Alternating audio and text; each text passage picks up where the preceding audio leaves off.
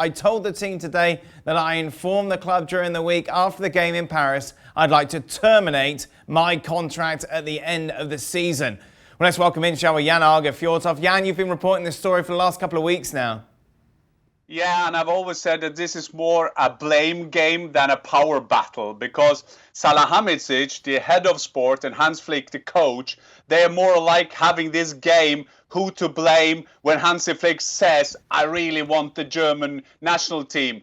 And he doesn't say that today, he just say that he wants to terminate his contract. I think for Salihamidzic, it's too early to celebrate this with a champagne, because I think what everybody agree, including the players and the fans, is that Hansi Flick is being the perfect Bayern manager.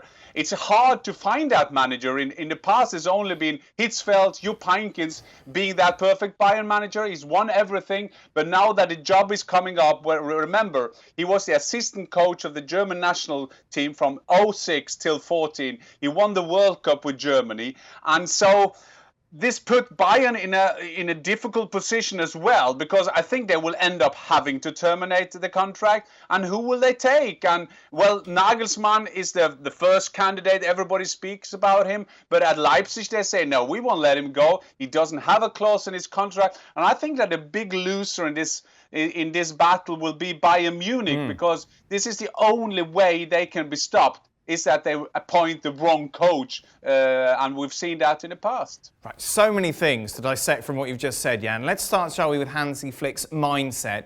If everything was rosy, you've talked about the problems with the board, the Boateng, the Alaba situation, everything was fine, would he stay at the club, or is the desire to go and coach the German national team surpassing any of the desire that he had at club level?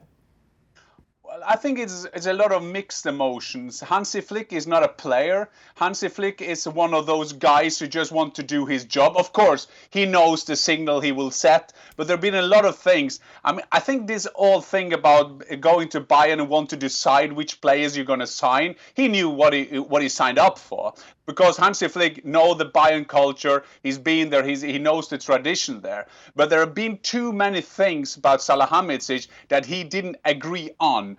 And we know when I'm saying he's not a player, but he's a player in the terms that he's made it quite clear that he doesn't think that Salihamidzic is doing his job properly.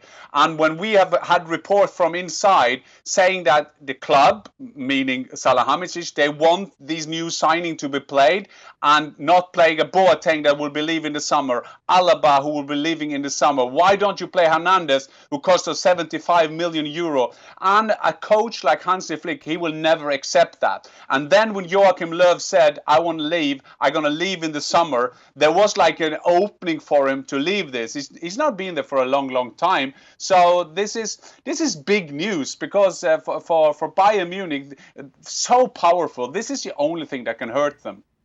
You mentioned Nagelsmann. Is there any chance that he'd say to Leipzig, I want out? Oh, he could do that. I mean, that's probably the only chance he's got. But there is some proudness of some of these coaches as well. As Klopp always say, I want to fulfill my contract. And Nagelsmann, he's a young coach. He's not been along for so many years. And when he doesn't have a clause, you kind of get this image of you want to leave the club. And let's just think forward. Okay, let's say Julian Nagelsmann will be the new Bayern coach. Will he fit there?